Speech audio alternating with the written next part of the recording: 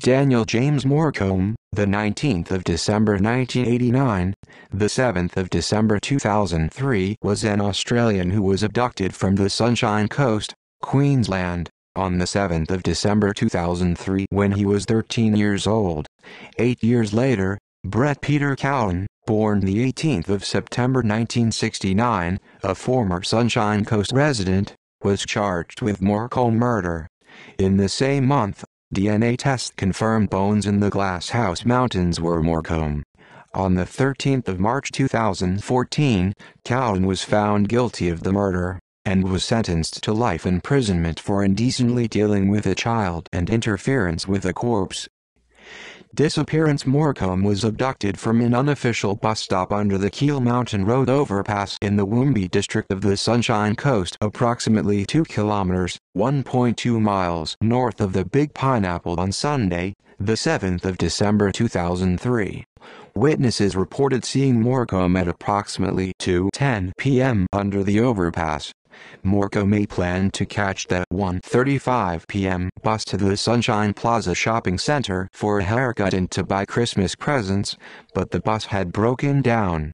When a replacement bus eventually arrived, it did not stop because it was behind schedule and the stop was unofficial. The driver radioed the depot for another bus to go and pick up Morcombe. The driver and other witnesses later reported seeing two men near Morcombe. When the second bus arrived 3 minutes later, Morcombe and the men were gone. Investigation.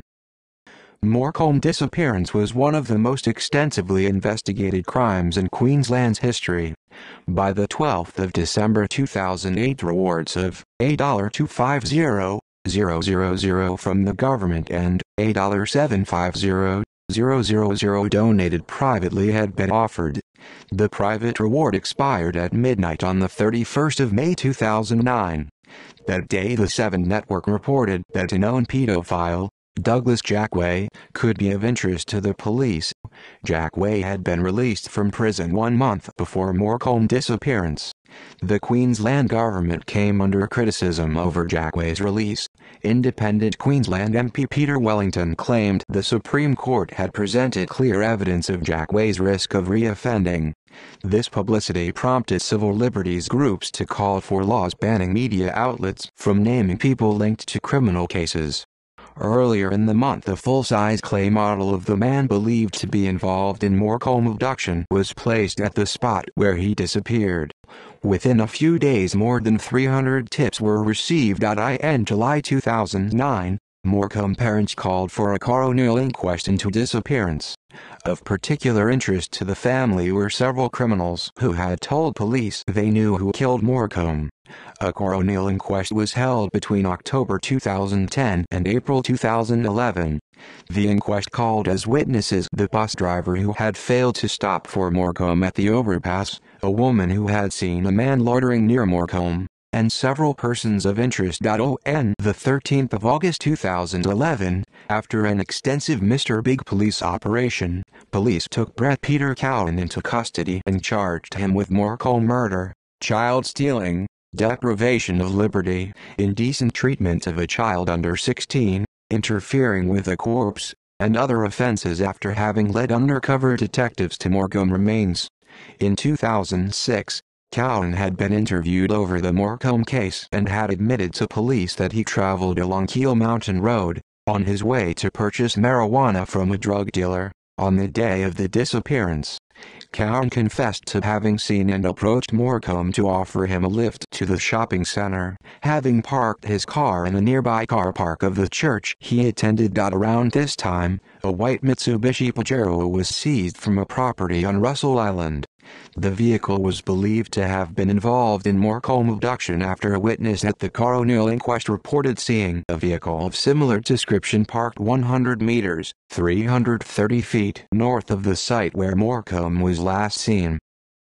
Remains found on the 21st of August 2011, 2 shoes and 3 human bones were found at a search site at Glass House Mountains.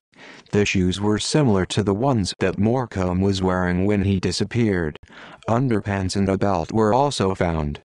However, Morcombe also owned a distinctive fob-style pocket watch with Dan engraved on it, which has not been found. By the end of the investigation, 17 bones had been found, including a rib, hip, leg, arm and vertebrae. They were all confirmed as belonging to Morcombe using DNA from his toothbrush to make the match. As a result of the find, Morcombe's funeral was held at Siena Catholic College on the 7th of December 2012. More than 2,000 people attended it. Trial on the 7th of February 2014, Cowan was ordered to stand trial. He was charged with murder, indecently dealing with a child under the age of 16 and improperly dealing with a corpse. The trial, at the Supreme Court of Queensland, began on the 10th of February 2014 under Justice Rosalind Atkinson. The prosecution closed its case on the 7th of March. 116 witnesses gave evidence and over 200 exhibits were tendered in evidence. Cowan pleaded not guilty and declined to give evidence. On the 13th of March 2014, Cowan was found guilty of all charges. Cowan had 2 previous convictions for child sex offenses. On the 14th of March 2014, he was sentenced to life in prison with the possibility of parole after 20 years. He was also sentenced to 3.5 years imprisonment for indecently dealing with Morcombe and 2 years for interfering with his corpse, those sentences to be served concurrently. Judge Rosalind Atkinson said, "I don't think you should be released in 20 years' time, which could affect Cowan's prison term." Cowan appealed his sentence to the Queensland Court of Appeal, under Justice Margaret McMurdo, seeking to have his conviction overturned. His legal team argued that the confession elicited through an undercover sting by police was inadmissible as evidence at trial. On the 21st of May 2015, Cowan's appeal was dismissed. The former Queensland Attorney General Jarrod Bligey had appealed to have Cowan's 20-year minimum sentence increased. This was also dismissed. Impact. The Daniel Morcombe Foundation. The Morcombe family started the Daniel Morcombe Foundation and put its resources into keeping Morcombe's disappearance in the public eye and trying to find out what happened to their son. The foundation is committed to educating children about personal safety and to raising awareness throughout Australia of the dangers of predatory criminals. These efforts are supported by the Australian media, especially on each anniversary of Morcombe's disappearance when a Day for Daniel is held to promote awareness of the vulnerability of children. An accompanying event is the Ride for Daniel, which covers 50 kilometers of the Sunshine Coast, held each year since 2005. In 2015, Bruce Morcombe spoke to the family of another missing child, William Tyrrell, and warned them that psychics would descend on them with bizarre and offbeat, distracting information. He called it distressing and said that although they received hundreds of leads telling them that there was a shed or water tank, none were of any help, but still couldn't be ignored in case they included a disguised confession. Capturing data from CCTV and ATM cameras was more helpful, as once the police have a person of interest, it may help disprove an alibi. Morcombe's advice was to remain positive. That's all you can do. The police will be working hard, they want to solve it as well.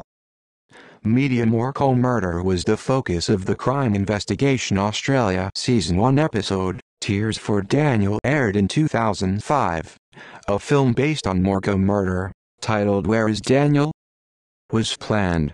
Directed by Peter Cousins and cinematography by Dean Condier. On the 2nd of July 2017, the case was covered by Casefile True Crime Podcast. See also list of people who disappeared mysteriously. References. External links: Daniel Morcombe Foundation, Day for Daniel, Queensland Police Reward, Casefile True Crime Podcast. Case 54, Daniel Morcombe, the 1st of July 2017.